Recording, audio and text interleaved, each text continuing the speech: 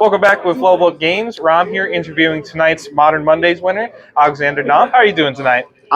Doing miserable, even though I'm technically undefeated. And why would you be miserable? So here were my matches today. 4-color control, starring 4 copies of the One Ring versus the mirror, versus the mirror, versus the mirror. That's peak Modern.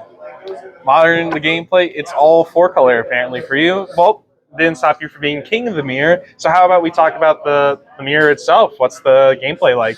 Well, if both players are off the same skill level, here's what happens. Whoever resolves their halfling and the spell after halfling is most likely going to win that game. Now, if nobody does that, the first person who resolves a ring that does not get checked is going to win the game. But however, the game does not end on that turn. It will go on for another 6 or 7 or 8 or 9 or 10 turns because neither player wants to concede. So you're going to probably go to time. And if you don't go to time, you are going to wish you've gone to time. I would say the only world where someone doesn't go to time is like they just drew insanely poorly and it's just like they're already having a bad time because of that. Yes. Well, yeah, no, it's definitely, I've been hearing a lot of talk about the ring and what an impact it's had, especially on just being able to be a auto-insert almost into a lot of different builds in a weird way. And it's certainly an experience. I personally haven't played with it yet or played much against it, thankfully, but I've only heard mostly rough things, but not like terrible things in a way. So my take on the ring is that it does not belong in Modern. And I own 4 copies.